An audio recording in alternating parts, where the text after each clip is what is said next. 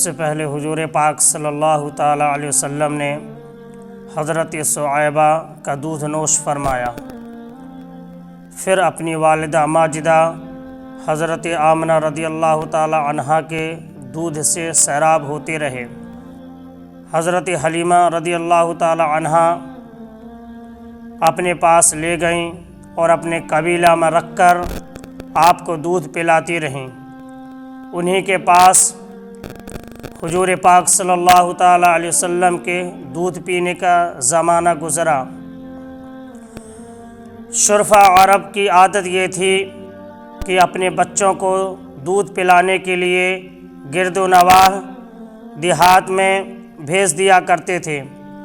دیہات کی صاف ستھری آب و ہوا میں بچوں کی تندرستی اور جسمانی صحت خوب اچھی ہو جایا کرتی تھی اور خالص فصیح اور عربی زبان بھی سیکھ لیا کرتے تھے، کیونکہ شہر کی زبان باہر کے آدمیوں کے میل جول سے خالص فصیح و بلیغ زبان نہیں رہا کرتی۔ حضرت حلیمہ رضی اللہ تعالی عنہا کا بیان ہے کہ بنی سعد کی عورتوں کے ہمراہ بچوں کی تلاش میں مکہ کو چلی۔ اس سال عرب میں سخت کال پڑا ہوا تھا۔ میری گود میں ایک بچہ تھا۔ فقر و فاقہ کی وجہ سے میرے چھاتی میں اتنا دودھ نہ تھا جو اسے کافی ہو سکے۔ وہ بچہ رات بھر روتا اور بلبلاتا رہتا تھا۔ میں اور میرا شوہر اس کی دلجوئی اور دلداری کے لیے رات بھر بیٹھ کر گزارتے تھے۔ ہمارے پاس ایک اونٹنی تھی، اس کے پاس بھی اتنا دودھ نہ تھا۔ مکہ مکرمہ کے سفر میں جس خچر پہ میں سوار تھی نہایت ہی کمزور اور لاغر تھا۔ قافلہ والوں کے ساتھ نہیں چل سکتا تھا۔ میرے ہمراہی تمام اس سے تنگ آ گئے تھے۔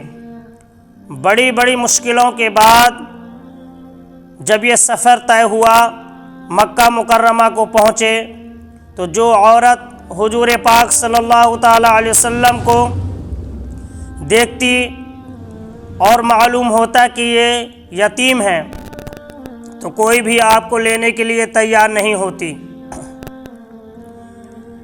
کیونکہ بچے کے یتیم ہونے کے سبب سے زیادہ انعام و اکرام ملنے کی امید نہ تھی۔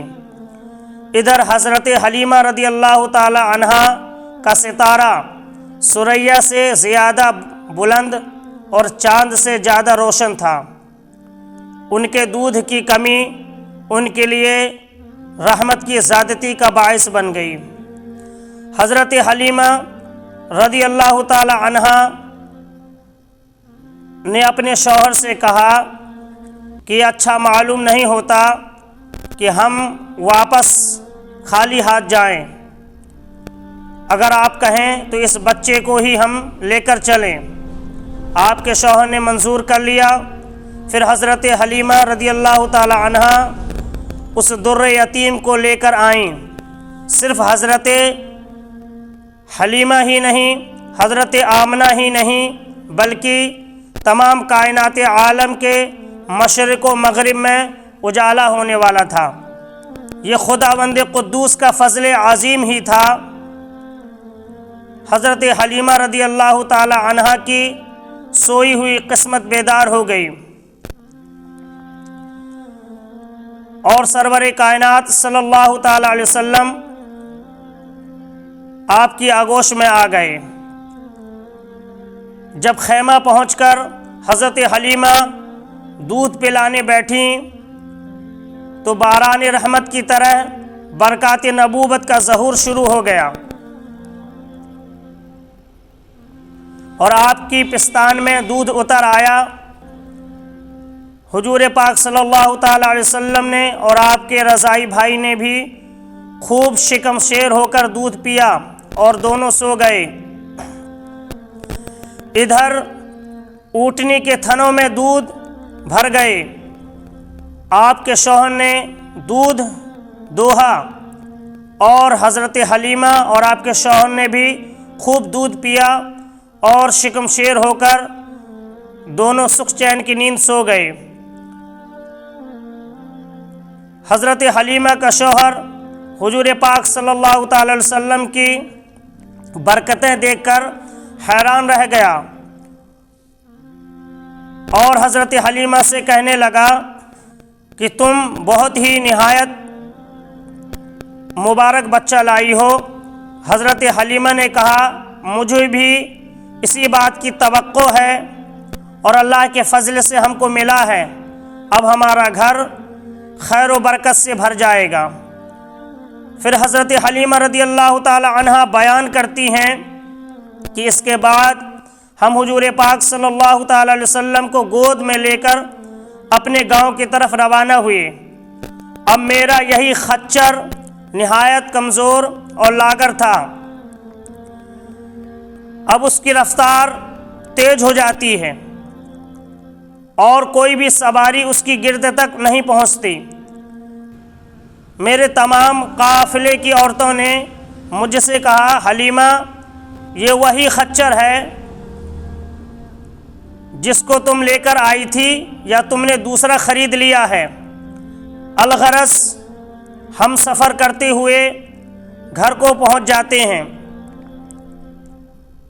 یہاں بھی سخت قحط پڑا ہوا تھا، میرے تمام جانوروں کے تھن میں دودھ خشک ہو گئے تھے، میرے گھر میں قدم رکھتے ہی تمام جانوروں کے تھن میں دودھ بھر آتا ہے، اور جب بھی اب میرے جانور جب چراگاہ سے واپس آتے ہیں تو ان کی تھنوں میں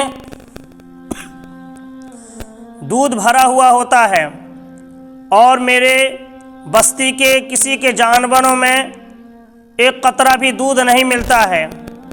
میرے بستی کے تمام لوگ اپنے چرواہوں سے کہنے لگے